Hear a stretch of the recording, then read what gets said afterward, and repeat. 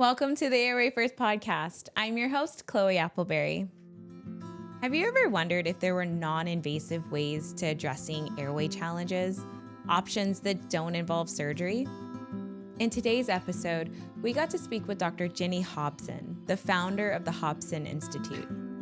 Dr. Hobson is an example of the groundbreaking lengths that mothers will go to for their children.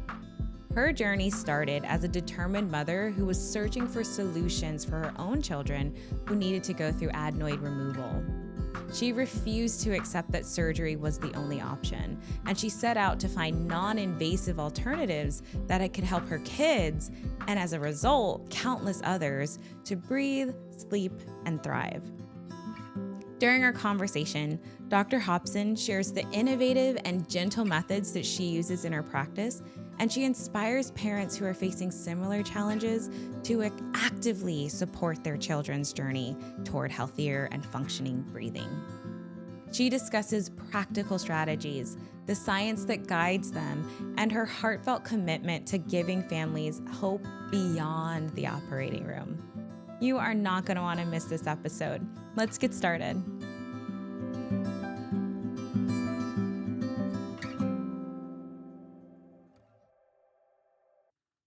Welcome back to the Airway First Podcast. Thanks for joining us. Today's guest is Dr. Ginny Hobson, a renowned European-trained physical therapist and the founder of the Hobson Institute. Dr. Hobson brings over 20 years of expertise in manual therapy, craniofacial rehabilitation, and airway-centered care. Dr. Hobson is widely recognized for pioneering holistic, non-invasive therapies to restore healthy head, neck, jaw, and airway function. She is certified in manual and craniofacial therapy, dry needling, and the Buteyko method. She's also trained in myofunctional therapy and the Laney restorative breathing technique. Her work has transformed care for both adults and children experiencing TMJ disorders, headaches, facial pain, postural dysfunction, and breathing difficulties related to airway health. Dr. Hobson, thank you so much for joining us today. Thank you for this opportunity, Chloe. I'm really excited to be here. We're honored. Can you share with the audience what craniofacial health is and a little bit about your journey in physical therapy and what led you to specialize in airway and craniofacial health? Yes, so I'm one of the few PTs that have gone into craniofacial field, which is a specialty on how the head, neck, and jaw interrelate with the rest of the body. My mentor is Dr. Mariano Racabado from Chile. He has a program at the University of St. Augustine that specializes in craniofacial health.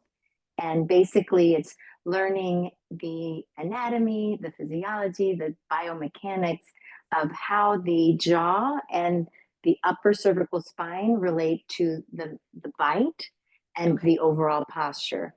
So I, as a PT, from a very young part of my profession, started learning about this. And it's very few PTs that know this area. I started teaching this in 2012. So people that we treat on a regular basis are TMJ, tinnitus, dizziness, vertigo, concussion, problems with the head and neck area. And it wasn't until I started realizing I had my own issues and my children had issues in breathing that I realized there was some overlapping information and things that I just didn't know I didn't know.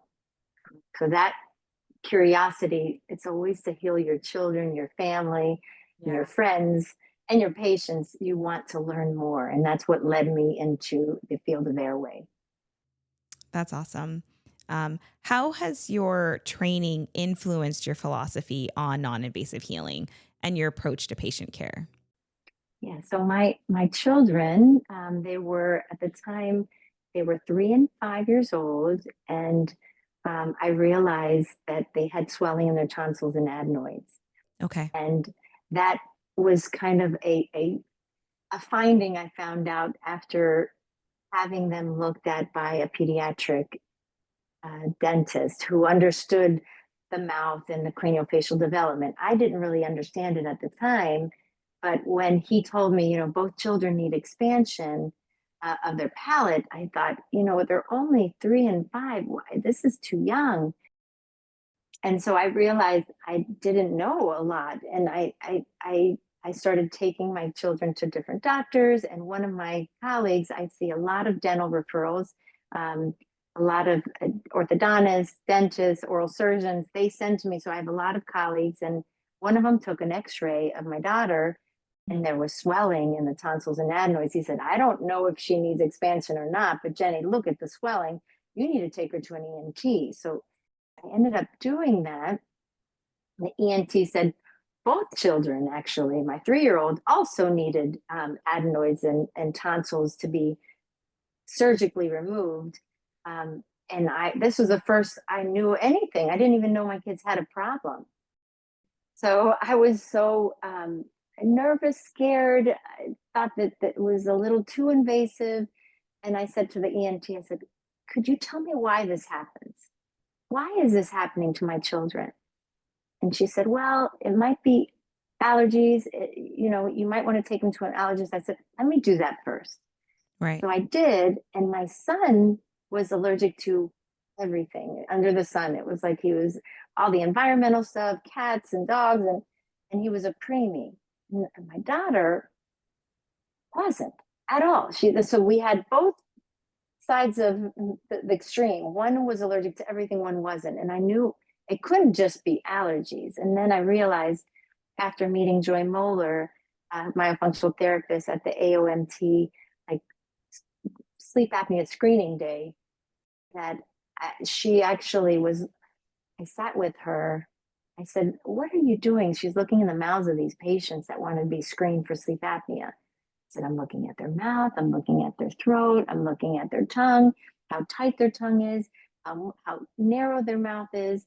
I'm like, I look in mouths all day. Like, that's my area. I do TMJ work, and I don't know this. So I ended up going into myofunctional therapy, taking that course, the AOMT course, the IAOM course, and learning more and more from these really wise speech therapists, dental hygienists.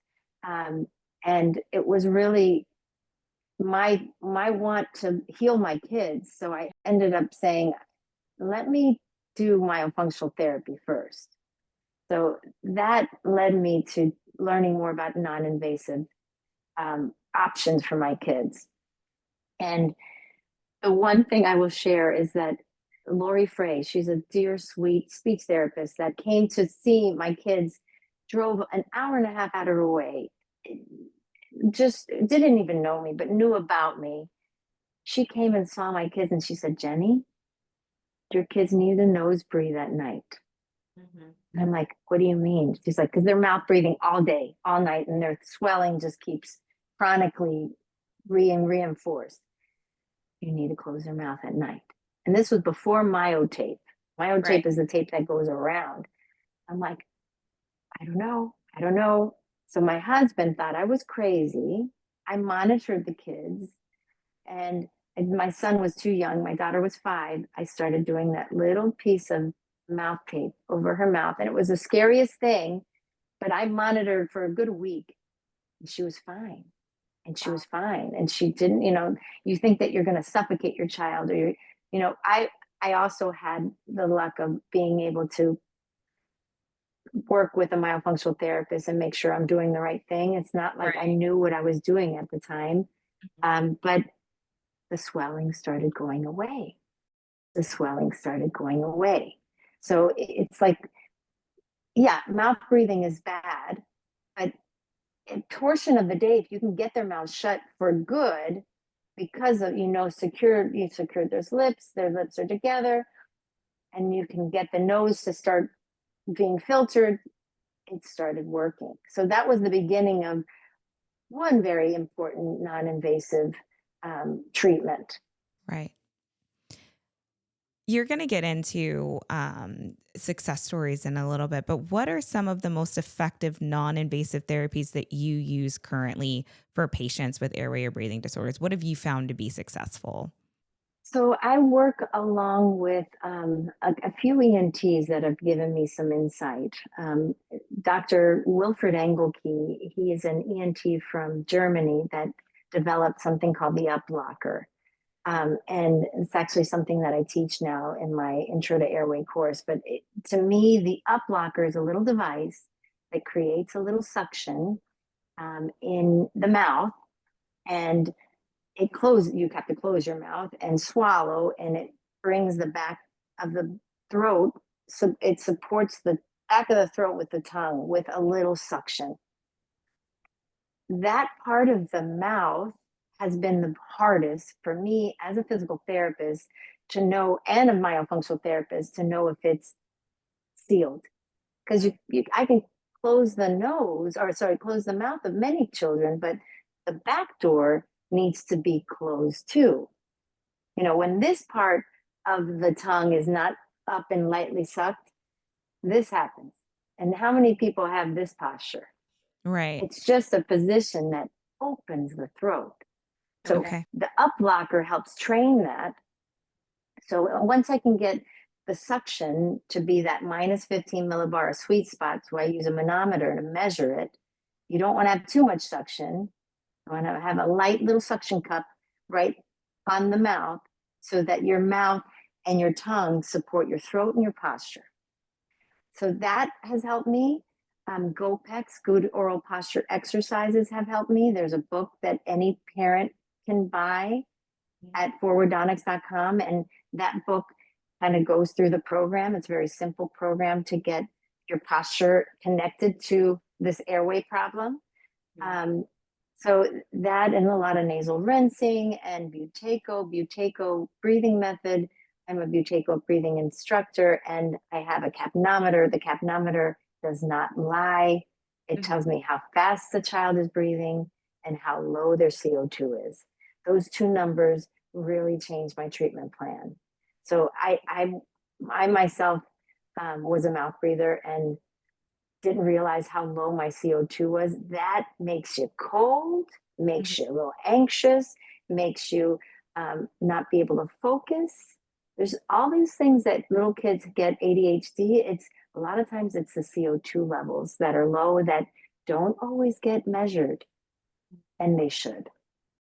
Can you tell us, the audience, a little bit more about that Buteyko breathing method and that you specialize in? What is that? So Buteyko, there was a doctor that figured out, and he's a Ukrainian doctor in Russia, figured out that the sicker you are, the more you breathe. And normally it's like shallow breathing and mouth breathing. But all the diagnoses that are terrible, like cancer and high blood pressure, all of them have a lot of volume breathing, meaning that there's too much air coming into that and out of the body. The mouth breathers breathe 3 times as much as they should. Wow. And they get used to 3 times as much all day, all night, until at least at night you can shut their mouth, right? You can shut their mouth. If they can handle it and their nose is unblocked enough, they start to reduce their volume. So their body doesn't get so dependent on that much volume. It's just like eating. If you eat too big a meal, every meal, you're going to cut half of the meal. You're going to feel like you are getting depleted of food and you're starving, or you feel that hunger. The air, when you reduce it, it feels like you're suffocating a little bit, but you need to, there's a fine line with doing it too much and doing it just right to get the body less and less used to needing that much volume of air. Because eventually you just want gentle, light nose breathing day and night, unless you're sprinting. Then it should be big. If you're exercising hard, then it should be big. Otherwise, you should not be breathing that much. So that's a whole concept that needs to be a part of airway treatments. That's fascinating. Can you describe a case where non-invasive approaches that you've mentioned have made a significant difference for a child or adult with airway challenges? So I do a lot of online work, and this little girl, she's from New York, 3-year-old, very, very dedicated mom. Okay, the moms are, I always tell as a myofunctional therapist or breathing retrainer, I tell the mom, I'm like, I'm the coach, you're the trainer. It's normally the mom, I have to say, but sometimes it's the dad. But I told her, I said, we are going to do this because this poor child had been in and out of the hospital, going through steroid treatments, like just to get her lungs to open up, right? And so mouth open all the time, very, very always congested. So mom was good at taking my instruction. We did this all online. And we were able to work together for 3 months. And GoPEX, which is one of the programs that I mentioned, I'm a reviewer. So I review videos of simple exercises, one a day that mom's sending me. So I know she's doing the work. Half of this, people saying myofunctional therapy doesn't work is because people they stop doing it. They need to do it. Like if you don't change anything about your pattern of breathing and swallowing, nothing's going to change. You need to have that. It's really the parent needs to make sure. And the program's simple because it's one video. You send me one video. There's consistency. The child starts to adapt that way of breathing. So we did one video a day. She did the nasal rinses like I told her with X-Clear and salt water and got the boogers out, cleared up the airway, did the myotape. She was doing myotape at the time, and a blocker. So anytime she played with toys, mom was there and she made sure the up blocker was in and there was suction in the up blocker, that it wasn't just hanging out of her mouth. So she's playing with her, with her child, and her child gets used to it. And then her child does GoPEX, where it's all about practicing multiple repetitions of how to hold your mouth, but how to hold your mouth at this posture. Not hold your mouth like this, where all the kids want to be like this on their phones or whatever. You got to be up here. Right. Get the spine in that neutral position. And she slowly, and we met once a week for half an hour. And I kept giving her, tips on what to do and how to change things. She didn't have to go to the hospital anymore. 3 months of her having that kind of consistency of breathing properly, and chewing and swallowing is one of the exercises. Once you get good at counting, you do chewing and swallowing, the one video of that. So it's only one video. You just get 5 stars, get those 5 stars, you go to the next one. Next exercise, okay, chewing and swallowing. And they show me profile and then under the face. So I see everything, even from miles away, but consistency. And this child stopped having to go to the hospital. Mom didn't have to do tonsils and adenoid surgery. Wow. It was phenomenal. That's huge. And it's because of the mom. Like, I guided her, but it's because of the consistency. Moms have to step up and be that trainer. Yeah. Yeah.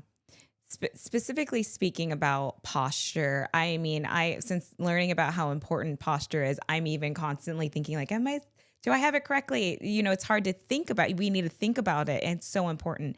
Can you explain, how does posture specifically influence airway health in both children and adults? Oh boy. So posture, our bodies adapt the way we breathe.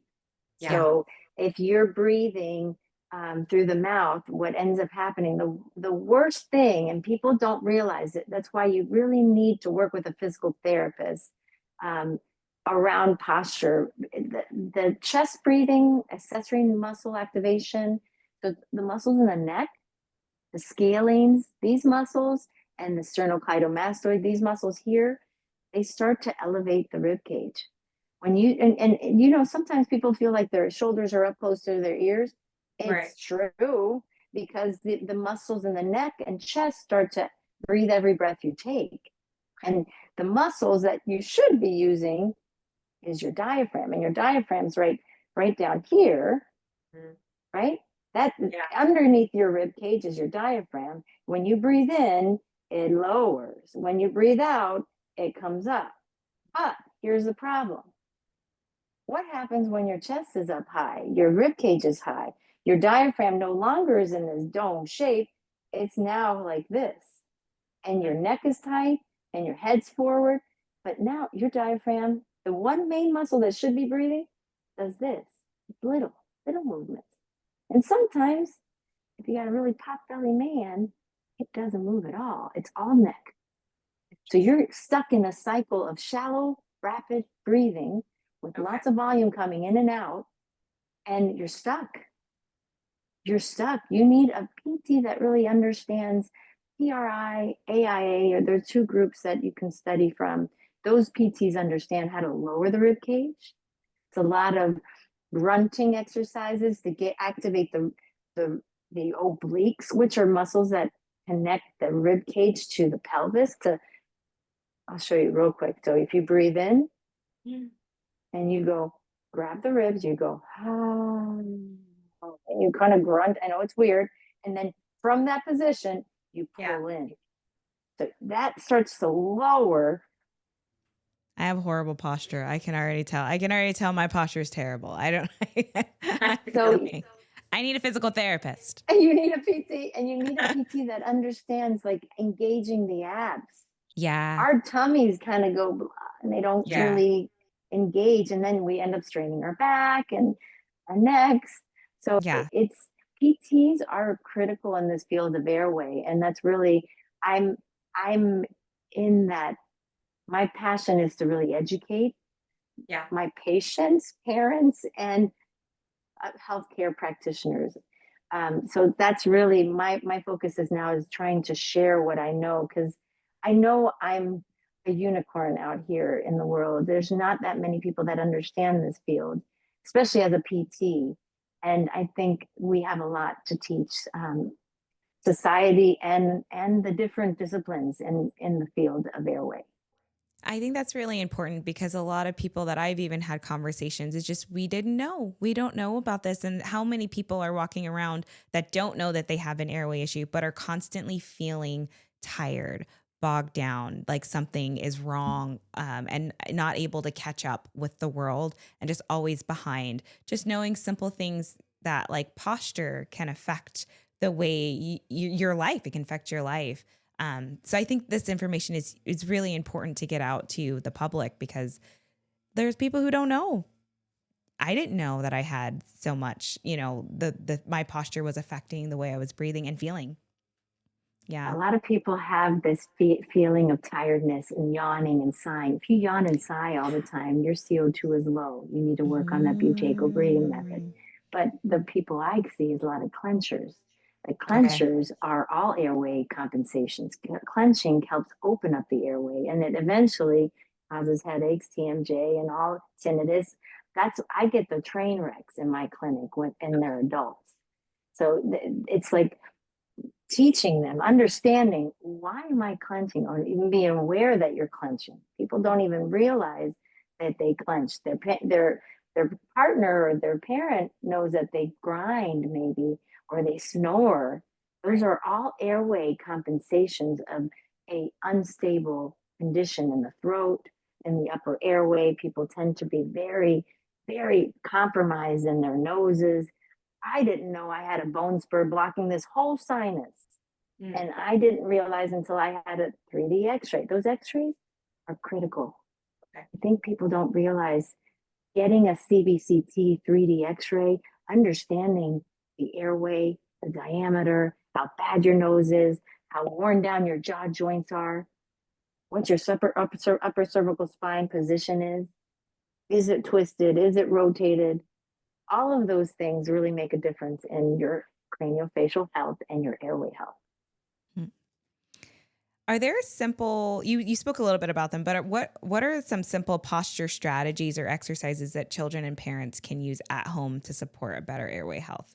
So the GoPEX program, if you go to forwardonics.com and you go to the GoPEX book, this book is, I think it's $25. It's cheap and easy. I'm one of the reviewers from the program. So if you ever want to work with the program, you can reach out, and there's a GoPEX program that I do on my website. But one very simple exercise is having them sit 9 degrees at the hips, 9 degrees at the knees. So I'm going to pretend I'm doing the exercise.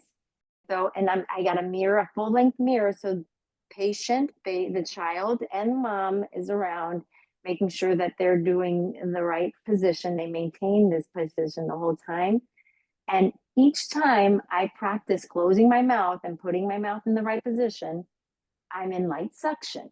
So what is light suction is you cluck a little bit, you get your tongue realizing where the palate is. And that suction, if you say N, close your mouth and swallow,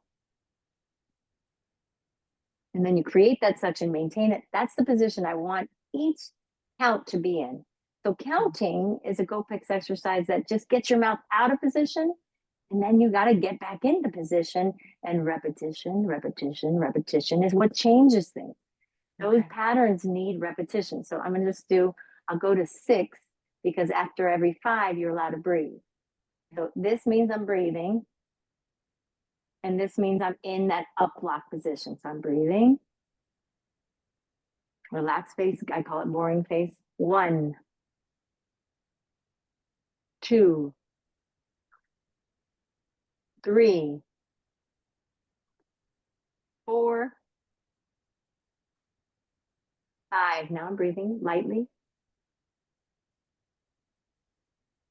6. So you keep going. If it's a young child, they do it to 30. If it's an older child, like over 8, 9, they can do 60. So that's a long time to be in this new position that they normally are never in. And they they do it every day. Wow. And they do it for a 1-month challenge. And if they miss a day, they got to repeat it. They got to start again, 1-month challenge. And so you do the 1-month challenge and things change in 1 month. Wow. 1 month. Yeah. Wow. What advice do you have for families or other therapists that are interested in exploring non-invasive pathways to healing? So parents, you need to really understand what I'm talking about. I, as a parent, would want, and knowing how I see the world, I feel like a lot of people have airway problems. Parents tend to be, bringing in the genes with the airway problems, and they need to kind of clean up their airways.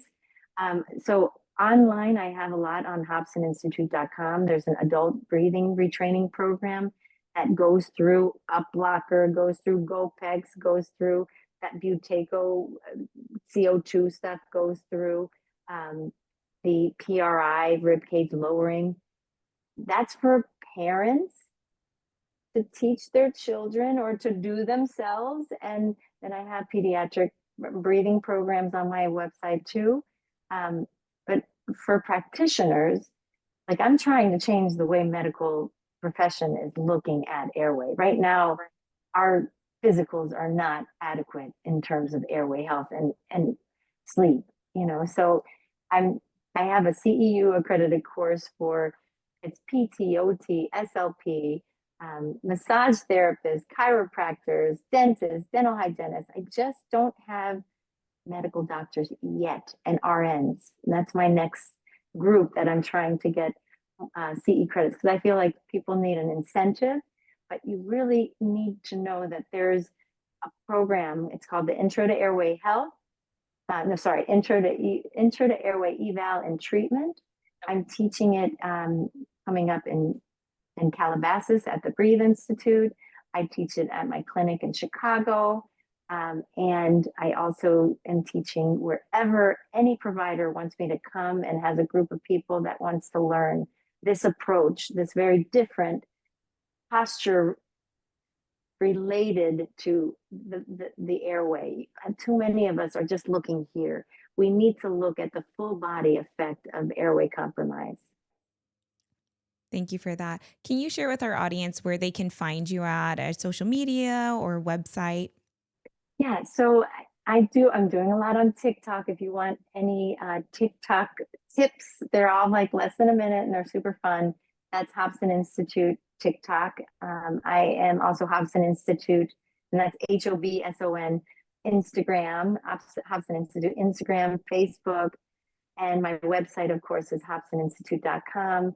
And yes, I'm really trying. I'm very passionate about this. I want to really help others because I know how frustrated it is to not be directed in the right path and making decisions that are so critical in your child's life. You only have a certain amount of time to change that craniofacial development. Once they're 15, it's kind of like, it's really important to make those connections.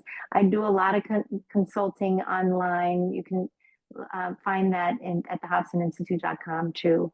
I have like a free 15-minute consult if you want to see if there any of the programs that I have help what you need and can possibly help support you in your decisions. Fantastic. Dr. Hobson, thank you so much for sharing your insights, your expertise, and your powerful story and passion with us today. We hope to have you back. Thank you so much. It was my pleasure, and anytime at all. Thank you so much for joining us on this episode to hear Dr. Hobson's story and learn more about the powerful potential of non-invasive airway treatments. Keep in mind that every family's journey is unique, but with knowledge, support, and determination, positive change is possible.